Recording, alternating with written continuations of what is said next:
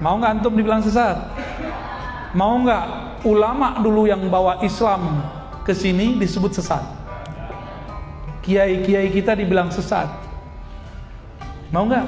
Ridho nggak? Mereka pendatang baru berani-berani bilang kita sesat. Loh kok Ustadz berani begitu? Loh mereka berani sama kita, masa kita nggak berani? Jangan pengecut ya.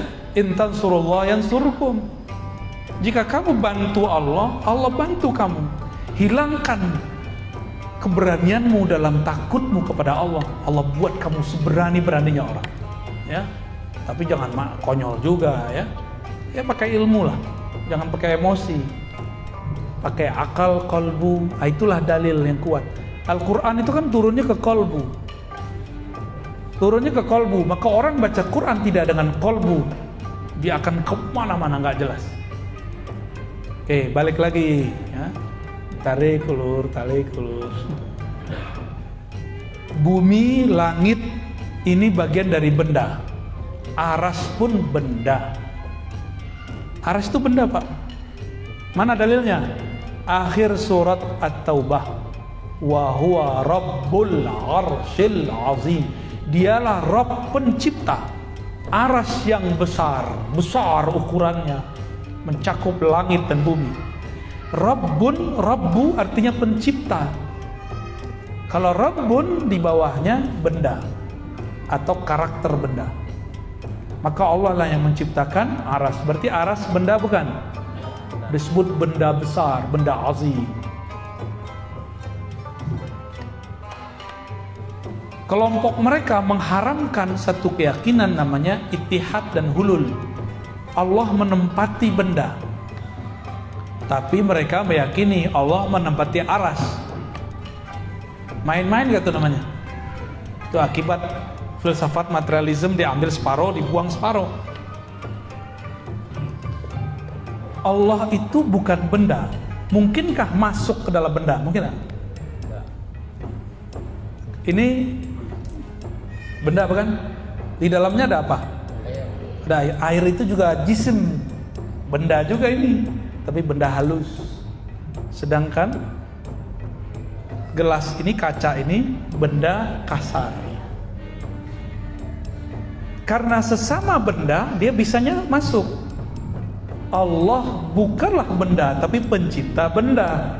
Pantaskah orang berpikir Allah ini nempel pada benda, menempati benda? Pantas nggak? Mulai connect. Ketika ada hadis menyebutkan Allah turun sepertiga malam terakhir ke langit dunia, ila sama'id dunia, turun. Kalau sudah faham Allah bukan benda, turunnya turun apa? Kalau turun benda, kita kalau dari atas ke bawah turun pakai tangga kan? Berpindah nggak? Maka turunnya benda itu berpindah. Saya mau tanya, Allah turun berpindah nggak? Nah inilah lucunya imam-imam yang tadi itu, imam-imam yang mereka terjebak kepada filsafat materialisme. Apa kata imam pendahulu mereka? Di saat Allah turun sepertiga malam terakhir, aras kosong. Debat lagi satu lagi, oh tidak, saat Allah turun, Allah tidak meninggalkan aras. Bagaimana caranya? Berarti ada dua wujud. Ada satu wujud di dua tempat. Gawat gak? Antum ada di dua tempat di waktu yang bersamaan. Masuk akal gak? Afala taqilun. Apakah kamu tidak pakai akal yang sehat? Berdebat, dikira ini debat fikih kali ya. Ini bukan bab fikih, gak boleh khilafiyah di bab ini. Tapi mereka meletakkan perkara akidah di bab fikih. Maka mereka sedang mempermainkan Allah Subhanahu wa ta'ala dengan pemahaman yang rendah itu. Lalu datanglah imamnya belakangan, betul, menggabungkan dua pendapat itu. Dan dia pakai pendapat yang kedua, Allah berpindah dari atas ke bawah, hakiki zatnya yang pindah. Tuh lebih parah lagi ada kalimat zatnya. Zatnya Allah pindah dari aras ke langit dunia tanpa mengosongkan aras. Ambigu nggak? Jadi ambigu. ternyata mazhab dia filsafat ambiguism. Apa itu? Dia ngomong Allah itu bukan jisim, tapi Allah itu tidak disebut jisim, juga tidak disebut tidak jisim. Pusing gak antum? Aneh ulangin. Allah bukanlah jisim, tapi juga bukan tidak jisim. Tuh, maksudnya apa? Tidak jisim, tapi juga bukan tidak jisim. Maksudnya apa tuh? Berarti Allah ini sosok yang lain. Jadi ternyata ini imam namanya Ibnu Taimiyah mentok dia. Allah jisim. Kalau jisim pindah-pindah.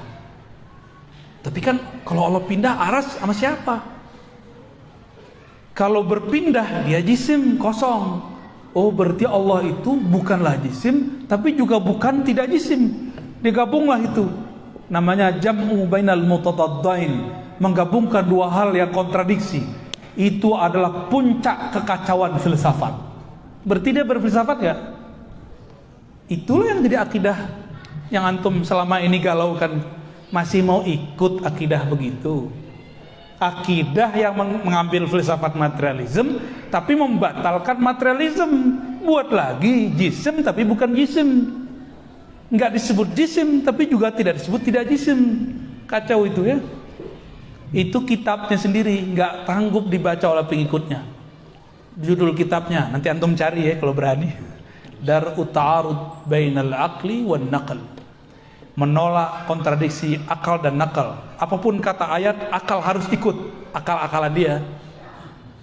Jadi dia buat definisi akal sendiri, dia buat definisi dalil sendiri. Itu kitab kalau cetakan termurah 5 jilid. Ada teman saya punya 9 jilid. Kita ceklah pengikut dia sekarang, apa komentarnya terhadap kitab itu. Kata mereka, jangan baca kitab ini. Jadi mereka sendiri takut baca kitab itu. Takut blank, takut tambah kacau. Jadi teman-teman yang mulakan Allah, akidah yang meyakini Allah bertempat, itu akidah filsafat. Tapi yang dituduh filsafat kan saya. Loh, saya mempelajari filsafat untuk mengetahui mana yang baik, mana yang buruk, supaya saya nggak salah ambil. Loh, ada orang mengharapkan filsafat tapi dia tidak tahu filsafat itu apa. Akhirnya banyaklah anak-anak mahasiswa yang baru hijrah, dia sehari-hari belajar filsafat, lalu diharamkan ustadz yang mengerti filsafat. Ada yang jurusan fisika nggak sini? Jurusan kimia, matematika? Ada yang dulu waktu sekolah belajar matematika? Tuh, belajar kimia? Belajar fisika? Bedakan fisika murni, matematika murni itu filsafat. Terus antum mau mengharamkan, jangan-jangan gajinya dari situ kerjaannya, ya? Mikir-mikir dulu kalau mau mengharamkan sesuatu, jangan-jangan itu makanan kita harian, ya? Oh ini bukan filsafat, kamu yang nggak ngerti filsafat itu apa, ya? Jadi akidah yang meyakini Allah bertempat di suatu arah yang tinggi, dengan zatnya dia turun ke langit dunia, itu akidah yang tidak pernah diajarkan Rasulullah Sallallahu Alaihi Wasallam. Cukup katakan dia istawa, jangan tambahkan maknanya. Cukup katakan nuzul, karena Allah bukan benda, maka turunnya bukan bawah. Cukup katakan istawa, jangan katakan dengan zatnya. Istawa bermakna duduk. Jika Allah bukan benda, maka istawanya bukan duduk. Jadi kesimpulan kajian kita siang ini, cukup katakan Allah laisa kamitslihi syai'. Selesai. Kalau benda istawa duduk. Ada ayat wajaa rabbuka wal malaku saffan saffa. Allah dan malaikat datang bersaf-saf. Datang berpindah nggak? Ini tadi antum datang dari rumah ke sini, berpindah tempat nggak? Sekarang ada kita nggak di rumah? Beneran? Waras. Kalau ada orang bilang saya datang ke sini, tapi kamu kalau pulang pasti ada saya juga. Itu orang kita curigai nggak?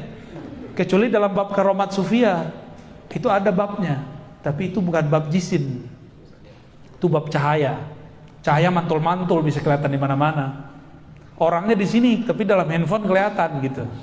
Itu bab karomat para wali. Mereka punya smartphone alam semesta, ya, punya proyektor alam semesta, maka bisa dilihat di mana-mana.